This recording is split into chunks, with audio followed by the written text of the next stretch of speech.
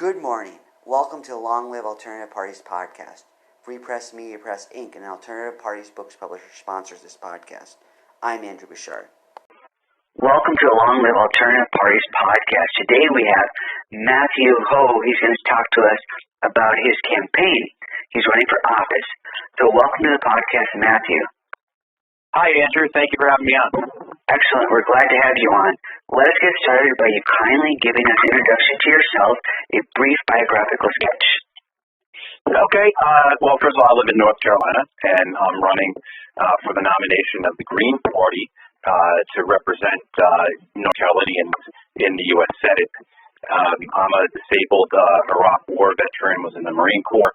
I was also part of the State Department, Department of Defense. I regrettably took part in the wars. And in 2009, when I was at the State Department in Afghanistan, I resigned in protest over the escalation of the war.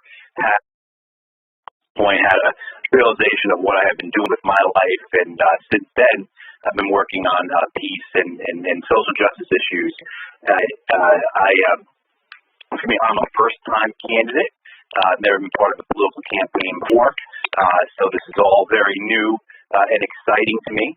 And my platform follows the platform of the Green Party as well as the other left parties. Emphasizing healthcare, livable wages, action on the climate, social justice, as well, of course, electoral reform. Because if we don't have electoral reform, to include getting money out of politics, it's not clear whether or not we can accomplish any of those things. And some of those things are we've got a time limit on. So I appreciate you having me on here, Andrew, to speak about this campaign. Yes. Good stuff you mentioned. I compliment you on the fact you resigned from a position. I asked a question on Instagram and other platforms whether someone ever resigned for a matter of principle from a position. I think it's admirable to do that, so good job. Thank you. So let's discuss your campaign in detail. You mentioned some of the issues you're talking about. What issues are in North Carolina that you're going to discuss in the North Carolina platform of your campaign? Well, first of all, I think if people go to the website, MatthewHoforSenate.org. My last name is spelled H-O-H-O, MatthewHoforSenate.org. You can see the issues platform there, and you'll see that it is based upon an eco-socialist, particularly in my case, a libertarian socialist, philosophy. But just as much as it's, informed by books and knowledge and what I've learned from others, it's also really informed by the inputs of people here in North Carolina, including many people in my own life.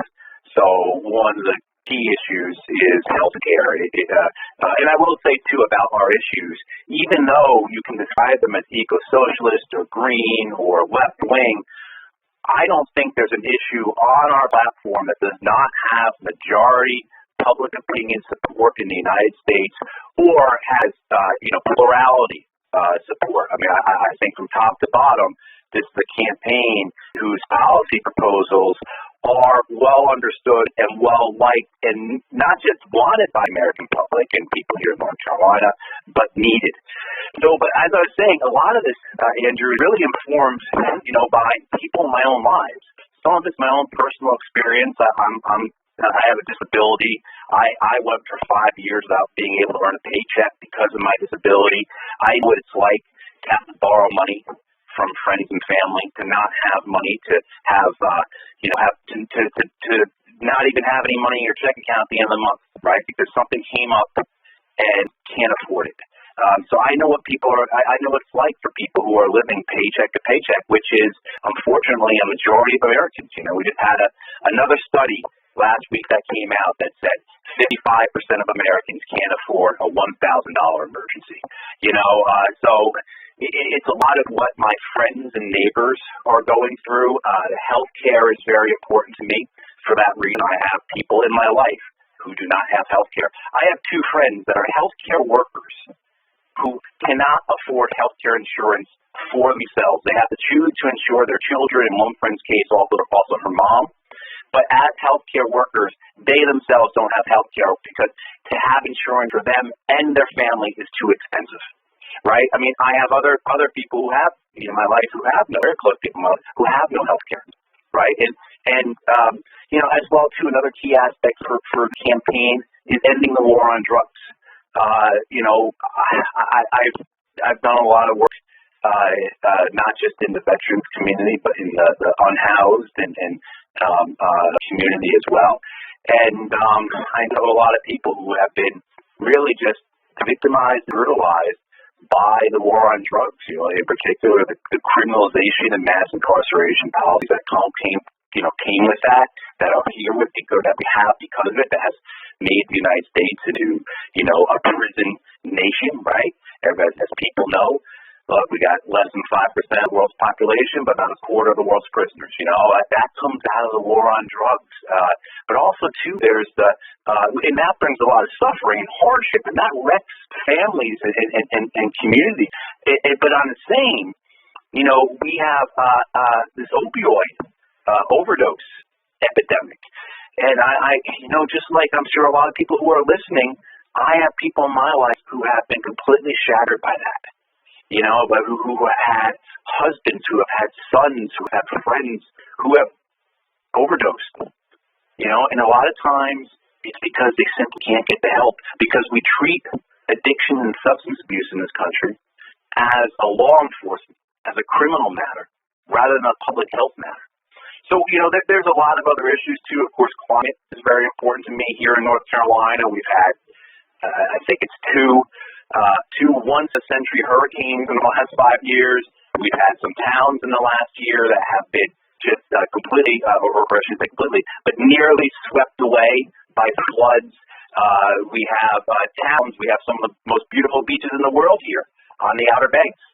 And in 20 or 30 years, there are multiple towns out there, as many as 20 towns out on the Outer Banks that will be uninhabitable because of sea level rise. So I think a lot of the issues that we are dealing with in this campaign, that this campaign represents and the people represents, are issues that are impacting people every day. And I think as well too, you have the big picture thing. You have the wars, of course. You have the Pentagon budget. You have the idea that we're taping this first week of February, and my understanding is by the end of next week we'll be at 900,000 dead from COVID. And not only has that been such a horror show, so grossly unequal and unjust, but also too just the stupidity of it, right? And the fact that we've had this many people dead, and we have done nothing to fix a healthcare system that was already broken before the pandemic, right? I mean, what is wrong with us, kind of thing? So there's a lot that's going into this campaign in terms, Andrew, of what the campaign represents and who it represents. And so I think the easiest way to say that is that this is a campaign for working families and for the planet.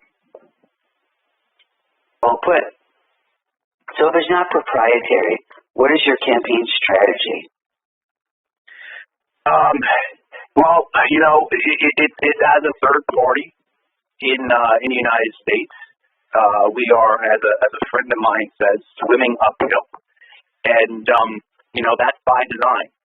Campaign regulations, electoral regulations, certainly campaign financing throughout the United States and within the individual states are structured in a way to keep third parties and independents out.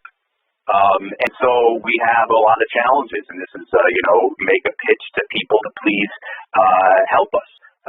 Donations and signing up to volunteer is what we need, and if you can, please do so. Go to our website, MatthewHoferSenate.org, and donate, sign up to volunteer. You can go and bake for us. You don't have to live here in North Carolina to help us, and then tell your friends and family about this campaign. So the campaign strategy is really one because, again, we're up against a lot of money. And, the last Senate race in North Carolina in 2020 between Thom Tillis and Cal Cunningham, they spent $300 million on that race. Oh my. So, right, I mean, like $300 million on one election. And, I mean, so that's what we're up against in terms of the money. So if they spent $300 million a couple of years ago, and North Carolina is going to have one of only 3 or 4 competitive Senate races in the nation in 2022, well, you know, if they spent $300 million, Andrew, right, they're going to spend $350 million or $400 million or even more. Sure. And, right, and how can anyone look at that and say, my God, you know, it's not as if our political system that really is a protection racket or a system of legalized bribery, you know, how is that money not buying policy? And if you understand that, the corruption in our political system, the way the money affects everything, which causes politicians to be unresponsive to the public, especially working families. You know, so our strategy is to reach out on a grassroots level and you know, using you know, alternative media, utilizing social media. Unfortunately, with COVID, it's a little hard to do the door knocking, but we're gonna work as best we can on those levels and try and get the message to people that, hey, look, there is someone in this race who is going to represent you.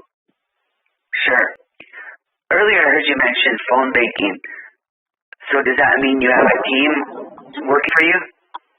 Yeah, we do. We have a team. We launched the campaign about 2 weeks ago or so, January 18th, I believe we launched the campaign. And we have a core group here in North Carolina, some first-time political people like myself, and others who have been doing politics for a while.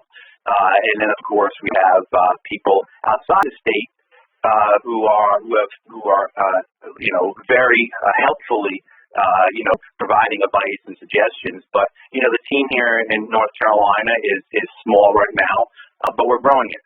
And, you know, we're reaching out to media right now, where we're beginning to, you know, as I said, we just launched the campaign 2 weeks ago, but, you know, in 2 weeks' time, we should have our first event, you know, and then that should be out and about doing weekly events throughout North Carolina. It's a big state. You know, if people aren't familiar with North Carolina, we've got about 10.5 million people. The state itself is quite large. You start on the Atlantic Ocean, you can go about 550 miles across the state. So it's a big, big state. And as an aside, that's one of the things I'm most excited for about this campaign is to get out and see the state, meet people, because our state, North Carolina, has a lot of different regions. You know, we have some big cities. We've got some really rural areas. We've got our beautiful mountains. We've got our coastline. We've got you know, a lot of different parts of the state. And with those different parts of the state come different challenges. And so one of the things too is to get out there. We're proposing to do. We've got 100 counties in North Carolina. We're proposing to do a rural county tour. Right, we get out to the rural counties because in the rural counties are really where you're seeing. I mean, and not to say not happening in the urban counties or the suburban counties, you know, but in the rural counties, you really have this holy cow, you know, this distance from any type of you know, assistance for individuals and families, and that's where they really feel the gap in, say, healthcare. Right, that's really where you know, the weight of not earning a livable wage is coming down on people. And like I said, that applies to in other parts of the state, of course, but the rural parts of the state are really places we want to focus on because we think that's an area that politicians have neglected. You know, of course, we're going to be in Charlotte, be in Wilmington, we'll be in Winston-Salem, we'll be in Raleigh. You know, but again, the rural part of the state is someplace that I think has not had the attention that it deserves, and I think those people feel shut out. And part of this, again, you know, a lot of parts of this campaign, one of the things as folks who are listening to this probably, you know, people realize that the biggest voting block in many elections in the United States and here in North Carolina are non-voters, not independents, not Republicans, not Democrats, but in many, if not most elections, non-voters are the biggest voting bloc.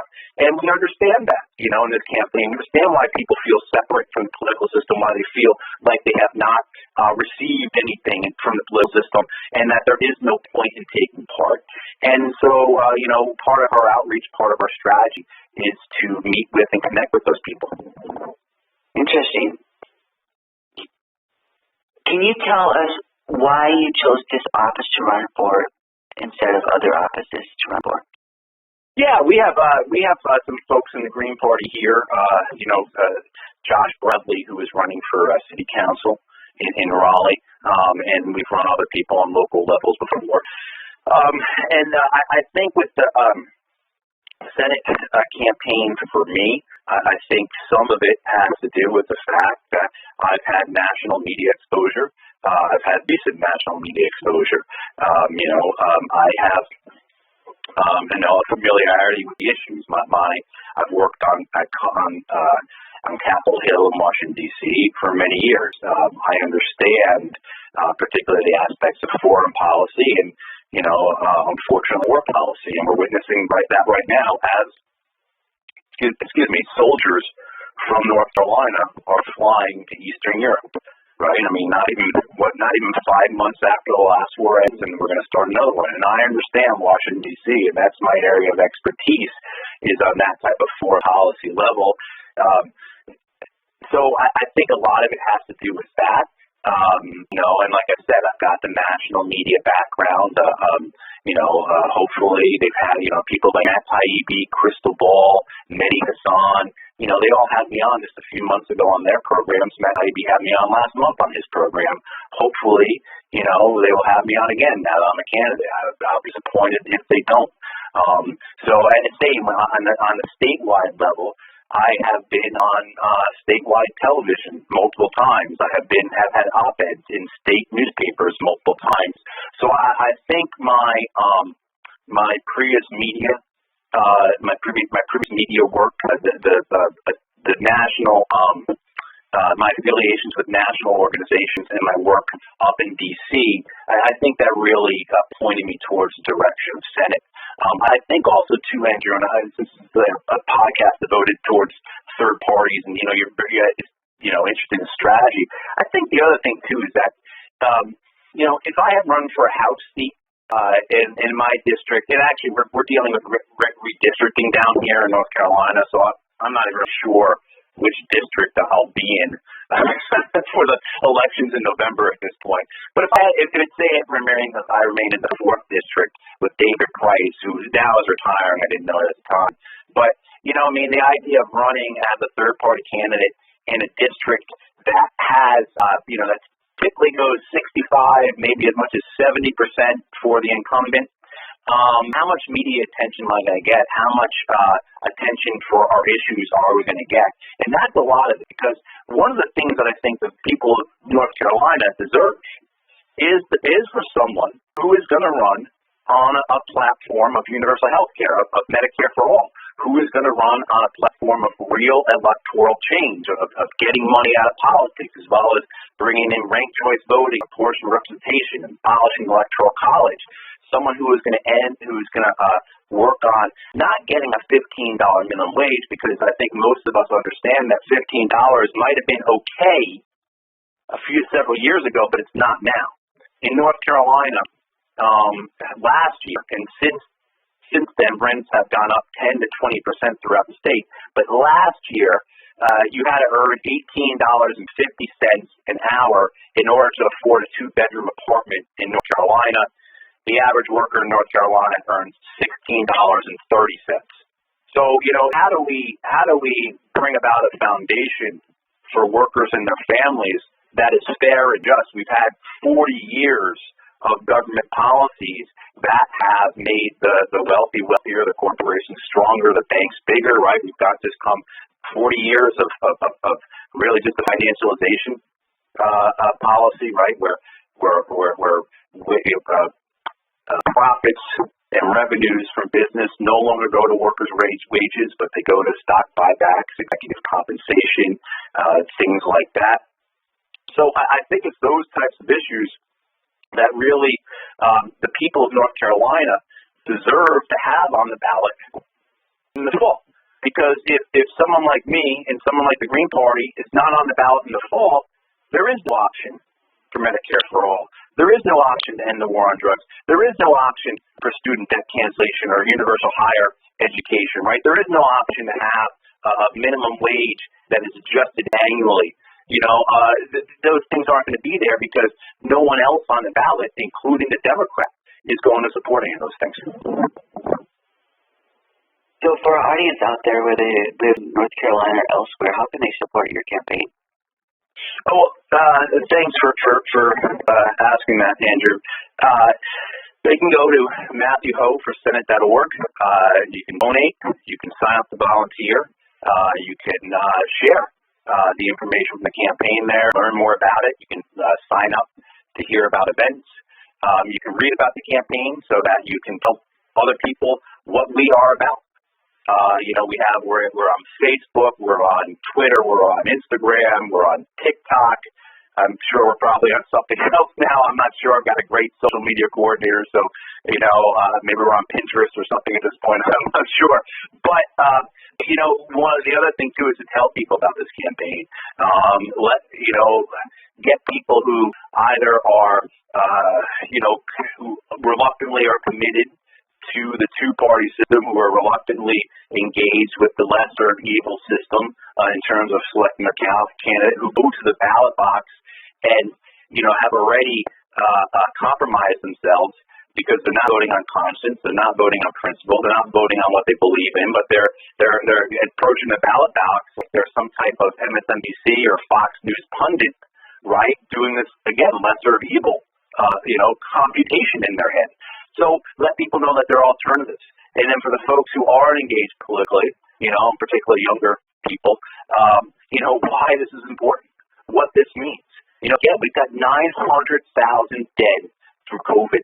Our death rate from COVID is twice that of any similarly wealthy nation in the world. So the nations have GDPs that are similar to ours, the United States.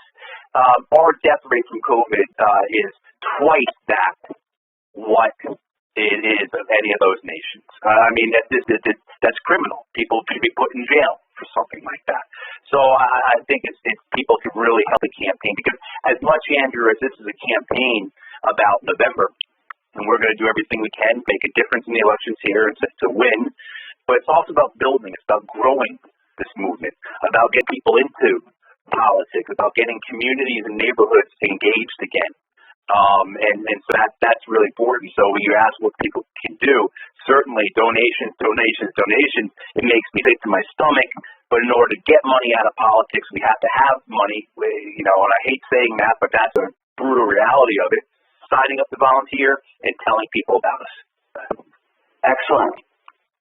Thank you, Matthew, for coming on the podcast today and sharing your campaign strategy, platform, other stuff. We appreciate that.